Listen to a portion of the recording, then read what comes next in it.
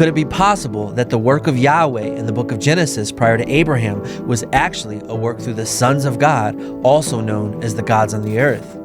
Is it possible that the Elohim of Genesis are actually the Elohim of Babylon, also known as the Anunnaki? And does the Bible say this? And if so, where? Could the book of Genesis actually be a compilation of writings over time with sources from earlier ancestral generations mixed with writings from later generations? Well, if you wondered any of this, or maybe it's your first time hearing it, no worries. Allow me the opportunity to contextually explain the ensemble and evolution of the Elohim of the book of Genesis so that you can see the truth about our origins and be prepared for the great deception about the identity of the Father that is soon to come. Thank you for watching I Believe X. All right, welcome to I Believe X. This is a 6-part series where we have been comparing the Babylonian epics to the Bible, starting with the Enuma Elish. This message does stand alone. However, it might be advantageous if you watch the previous messages and parts to this series. All right, let's get into it. Okay, this week we're going to be talking about the ensemble of the Elohim. An ensemble refers to a group of individuals that function together as a whole, and it can refer to any collective group or set. I submit to you today that the Elohim is an ensemble. It is a group. Deuteronomy 10:17 says, "For the Lord Yahweh, your Elohim, is the Elohim of the Elohim." He is the God or the spirit of the gods. The spirit who works in and through the gods. He is the Elohim of the Elohim. The Elohim is an ensemble. Psalm 82 says, "And God, Elohim," speaking for the whole because they share in his spirit, it is him speaking, "takes his place in the divine assembly among the gods, Elohim." The name Elohim is a group and it is a title for God. Okay. He says in Psalm 82 again, "You are Elohim, you are all sons of the Most High." It is revealed in the Word of God that the sons of God who shared in the spirit of Yahweh were called, he called them Elohim. They shared in his title and they literally were used by him. And because they were used by him, he gave them the title Elohim because they were his agents on the earth. The sons of God were the Elohim of Yahweh, who was the Elohim of the Elohim. And the Elohim is an ensemble. Jesus refers to this ensemble and speaks about himself. Watch this. John 10:33 says, "We are not stoning you for any good work, but for blasphemy, because you, who are a mere man, declare yourself to be God." When the divinity of Jesus was challenged, he referred to this very counsel about himself. He says, watch this, verse 34. Jesus says, is it not written in your law? I have said you are Elohim, you are gods." Okay. He says, if he called them Elohim, gods, why then do you accuse me of blasphemy because I said I am God's son and the agent of God on the earth as a son of God, as an Elohim?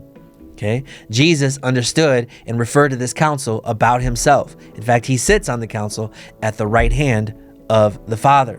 Okay. Hebrews, Paul revealed, okay, it says, watch this in chapter 1, 8 through 9.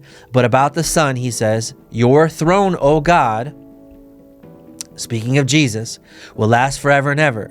You have loved righteousness and hated wickedness." Okay. "Therefore, God," Jesus, the Son, "your God, Yahweh," who's the Elohim of the Elohim, "has set you above your companions by anointing you with oil, the oil of joy."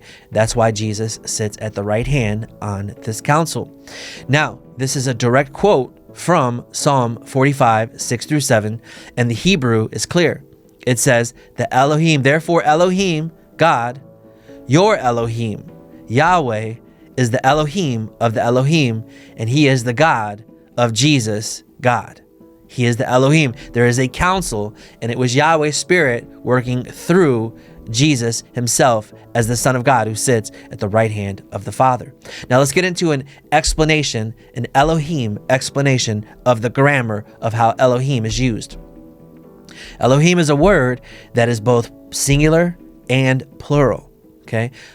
Yahweh speaks singular because he is the spirit that the gods share in, but he also can speak in plural through the gods simultaneously because they share in his spirit. Therefore, Elohim, even though written plural as a group, okay, is used both singular and plural throughout the Word of God. Let me explain further, okay? Now, the group name, for example, it's written plural, like Elohim, I am is added, so it's a plural group name, similar to sheep in the English language. Sheep is both singular, sheep is also plural. It's the same word, okay? In the Hebrew language, Elohim is both singular, Elohim is both plural, okay? Context is the key in understanding who we're talking about. Or is this Elohim speaking, okay, directly for the entire group? Is this the council speaking together collectively amongst themselves? Or are we talking about them as a whole, or the individuals as a whole? For example, the sheep is grazing peacefully, referring to one sheep is grazing. So if in the context, we see this is one sheep. However, you can say the sheep are grazing peacefully. In the context, we know we're talking about a group of sheep. However, Elohim is slightly different and operates more like the word, or the English word royalty. Here's an example. However, royalty is a group name. However, royalty is not a proper noun. This is not like the crown. This is royalty in general. Okay, the singular version of royalty, you could say, for example, royalty is always getting itself in trouble. So you can speak about the group itself, okay, as a collective noun. Royalty is always getting itself in trouble. It is a group. You can also speak for the individuals in that group in a plural way by saying, for example, the royalty are always getting themselves into trouble. So the context now is we know we're talking about the group, the Elohim, the sons of God, who are operating by the Spirit of God, and not the whole, or not the one whose spirit they're operating by. Okay, similar, so is the word Elohim. Now, Elohim, we can see here on the left, is his spirit. He is one. Okay, we can get into oneness. We can also get into what it means to be in him.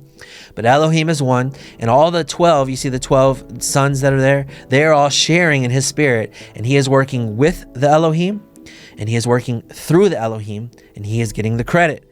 But it is Elohim, the Spirit of God, his spirit working through them, and he can speak for the group as a whole, because it is his spirit speaking not only as himself separately, but also through his sons collectively as well. This is what it means to be Elohim. This is what Elohim is. Okay, it is the collective Spirit of God as a group. Now, I didn't say it. The Bible said it. Let me show you in Exodus. Okay, Yahweh himself explains what it means to be Elohim, and he actually makes Moses Elohim. Let me show you.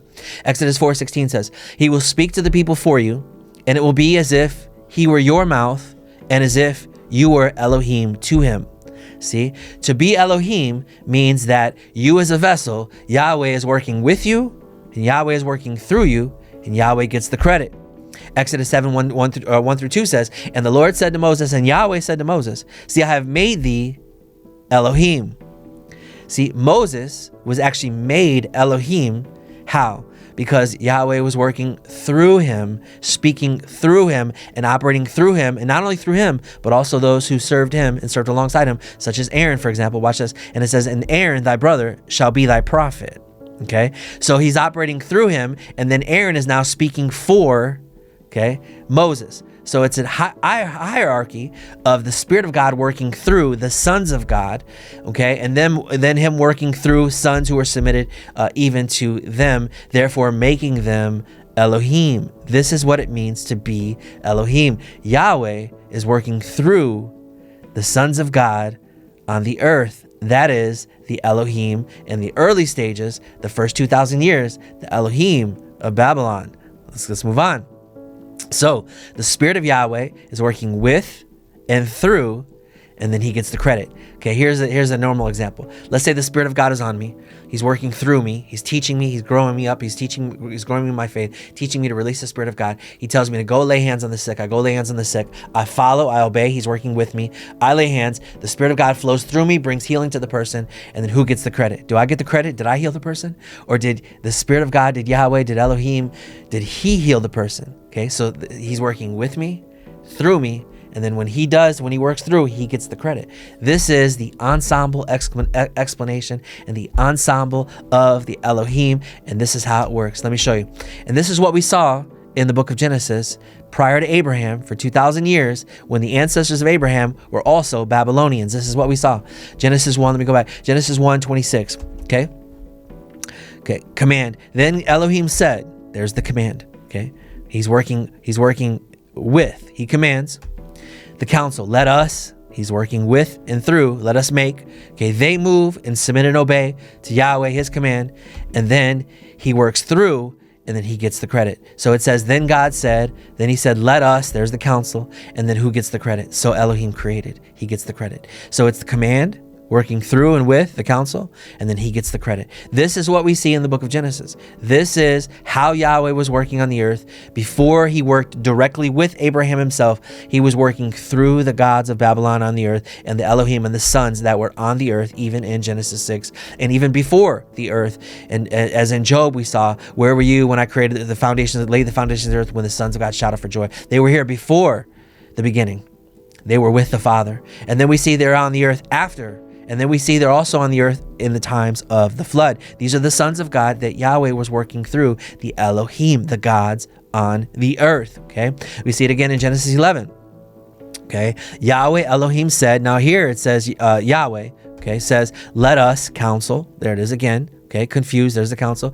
Then it says in verse 8, so Yahweh scattered. He gets the credit. Okay, he's working through a council of sons of God who are called gods on the earth. They are the Elohim who are operating by his spirit, and his spirit is flowing through, and he's working with and through them. This is Bible. I'm going to show you here in a few other scriptures. Watch this. Remember this. He's working with and through. Now, Genesis 11 is the last time in Genesis that we see Yahweh working with the Elohim. Okay, he then separates himself from the Elohim. It doesn't say exactly why. Well, we know in Genesis 11, he distributes the leadership. We know that part, right? But he distributes the leadership after he divides the sons of man. It must be a geographical location thing. Eventually, they become fallen. He allows them to work on their own. He's not working with them. We see that with Abraham, okay? So now we see the Elohim evolution. What we have is a federation. Then we have the foreign Elohim and then the fallen Elohim. And this is the evolution we see in literally one book. From Genesis 1, chapter 1 to Exodus chapter 1, we see all three phases of the Elohim evolution. Genesis 1 through 11, we see the federation of Elohim of the Babylon, that is the Elohim working as a council, Yahweh working through his council, through the sons of God that are on the earth in Genesis 1 through 11 until the Tower of Babel. Okay, we know it's the gods of Babylon because in Genesis, this is a review from last week. If you didn't check out last week's message, check it out. Joshua, the Lord says through Joshua a couple times, this in another verse. Now, therefore, follow Yahweh, turn away from the gods, the Babylon's Elohim, who your ancestors served. The ancestors of Abraham were Babylonians on the other side of the Euphrates River. That's Mesopotamia. These are Babylon's Elohim. This is the Anunnaki. This is Anu, Enlil, Enki, and Marduk. Okay, we have to be clear about this. These are the sons that Yahweh was working through in Genesis 1 through 11. It is hidden because their names are not mentioned. They are the Elohim, the council that Yahweh is working through. Marduk's name is mentioned later. He is specifically called out in the book of Jeremiah and is specifically connected to the fall of Babylon the Great in the book of Revelation. Check out some of our previous messages. You'll enjoy. We see there's a change at the Tower of Babel, and then all of a sudden we see there's foreign Elohim. Let me show you. Deuteronomy 32:8 says, the Most High, Yahweh, divided the sons of man, okay, according to the number of the sons of God. He divided the leadership of the earth after the Tower of Babel, okay, to the gods on the earth, or the sons of God, divided them and separated himself from them. And watch this. And he says, but the Lord's portion is his people. Took Israel for himself, chose Abraham. Then it goes on. Watch this. This is amazing. It goes on. In Deuteronomy 32:10, it says, in a desert land he found him. He guarded him as the apple of his eye. He's talking about Abraham. Watch this. Then it says, Yahweh alone led him. No foreign God was with him. There was no foreign God. This is insinuating, we are realizing now that he is doing his work alone, no longer working through the foreign gods, aka the gods of Babylon, the sons of God who were at work in Genesis. He is no longer working with and through them. When it comes to Israel, he is working alone. He chose to work directly with Abraham and the descendants of Israel, directly with them, not through any of the foreign gods or the gods on the earth or the sons of God. He's no longer working with and through them concerning man, or at least concerning Israel. He's still sovereign over all the gods, obviously, and he shows his sovereignty throughout the entire Bible. This is all about the sovereignty of Yahweh and sovereignty over the gods, and his chosen son, Yeshua, Jesus Christ, is now the God of the gods and has been exalted to the right hand. Okay, this is the full story about what happened with the foreign gods. Okay, now then we see the gods are fallen. Obviously, in Exodus, quickly we see that he is judging all the gods of Egypt in Exodus 12:12, and also in Numbers 33, he executed judgment against their gods. We see the foreign gods that he's no longer with. He is judging them now, okay, and revealing his sovereignty as the Most High over all of the gods and the God of the gods. This is the Bible. Now, let's get into some exegesis here, some Elohim exegesis.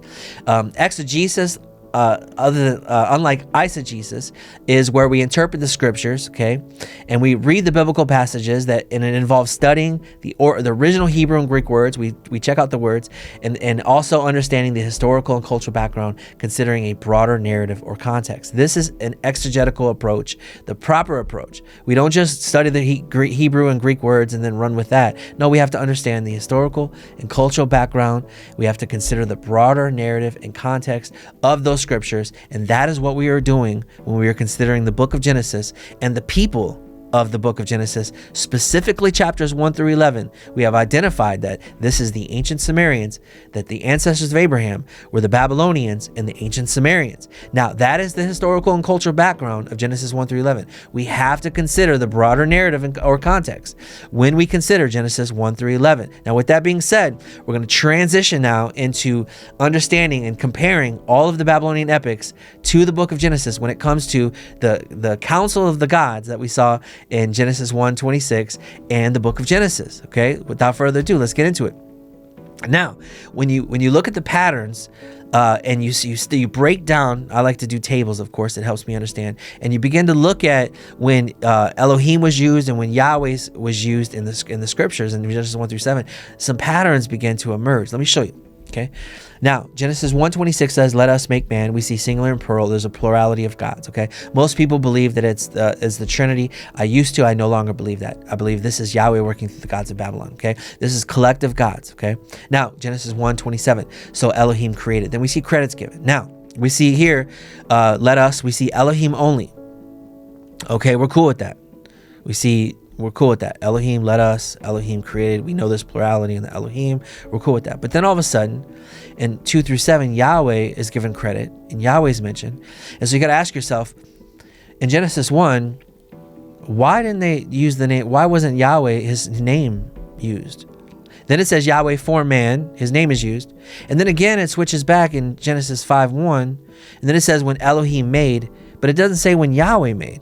So what happens is we're going back and forth. We're using Elohim one time, then we're using Yahweh another time, and then we're using Elohim another time, and we're going back and forth. Why are we switching back and forth? Why is this game being played where we're switching back and forth? What we're looking at is if these were original documents or scripts or tablets that were written. Obviously, we know that the Israelites carried theirs on papyrus, which is sheepskin.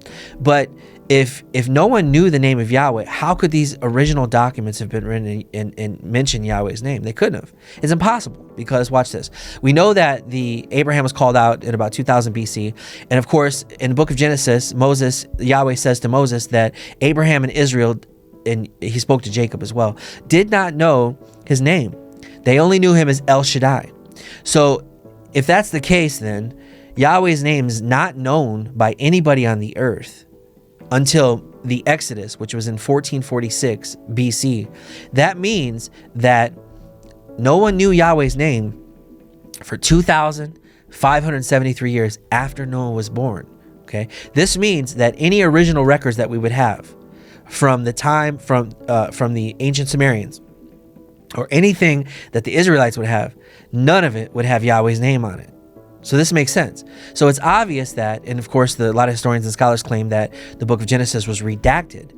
But if you look a little closer, it's not that it was redacted, it was compiled. Let me show you. Watch this. Genesis 1. Heaven and earth, man, Elohim. Elohim is only mentioned. Credit is given to Elohim. Then 2, only Yahweh is mentioned about specific story of man. So context is given. Okay. Then 3, context is given. It's a story about the fall of man. Then context is given, but only Yahweh is used. Only Yahweh is used. Only Yahweh is used. Okay, which we know is impossible for Yahweh's name to have been written in original records. So these had to have been added after the fact, right? So many people think that they changed the stories, but they actually didn't change the stories. They added stories in the mix of other stories, okay? So then it goes back to Elohim only about the genealogy. Now it would make sense that this would be an original document because they'd be keeping records as the people are born, as people die, that this would be an original document. So you would see Elohim's name. Nobody knew Yahweh's name, okay? And then we see here in 6:1-8, Yahweh saw Yahweh's only in this section. And then all of a sudden in 6:9, it starts off, it's written a little differently. And then we see Elohim only.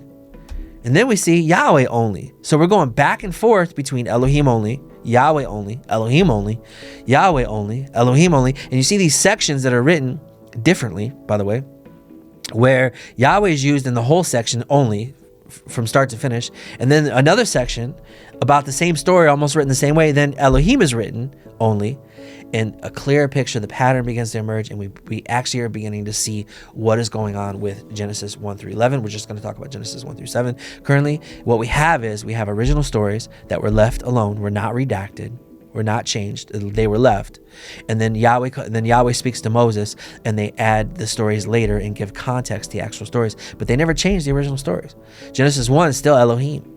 Genesis 5 is still Elohim all throughout. Genesis 6:9 through, I believe, 22 is just Elohim, where Elohim speaks to Noah. Okay, now let's watch this. So we see chapter 1 is the ancestral document. 2, 3, 4 is added later. 5 is an ancestral document. 6:1-8 is added later. 6:9-22, Elohim spoke to Noah separately. It's an ancestral document. And then we see Yahweh spoke to Noah, and that we see that was added later. And he actually speaks to him almost the same thing, although some things are changed. And still scholars and theologians can't explain it to this day, and I can explain it to you now. The Elohim that spoke to him in 6:9-22 was actually the sons of God on the earth. And then Yahweh decided to speak to Noah directly. And what Yahweh told Noah directly is actually slightly different than what the Elohim, or the sons of Babylon, the sons of God that were on the earth, the Elohim of Babylon, actually told him. And we know from the Babylonian epics who that son was, who that God was. So what we see here is we see Yahweh for the first time operating independently and not operating through. When it comes to the flood, he spoke to Noah directly, but the sons, the Elohim, the council, also spoke to Noah. And that's what we're actually seeing. We are seeing a collective compilation of ancestral writings, and then writings that are added later, which are called Yahwist writings. And then we have the Elohist writings, or Elohim writings, which were of ancestral origin and were much older documents. So the documents of the Elohim are the older ones. The Yahweh ones are the ones that are added later, that are given context to what actually happened from Yahweh directly. Yeah, they said this happened, but yeah, let me tell you the real story. Okay. You notice, for example, in Genesis 6:9-22, watch this. It says, this is the account of Noah. Then it says Noah did everything Elohim commanded him. Then again in Genesis 7:1-5, you see Yahweh then said, and then Noah did all that Yahweh commanded him. These are two separate commands. The Elohim of Genesis 6:9-22 are the gods of Babylon, aka the sons of God that Elohim, that Yahweh worked through before the Tower of Babel, then separate himself from, and who are later judged. Then in Genesis 7, Yahweh spoke directly to Noah, just like he decided to speak to and work with Abraham directly. This is an instance where he spoke to him directly and actually gave him slightly different instructions than the sons of God in 6:9, the Elohim, the council, or the one Elohim amongst the council that actually spoke to him at that time. Okay, there was one Elohim who spoke to him directly, and we know from the Babylonian epics, this is the context. In exegesis, we have to look at the context and the greater narrative.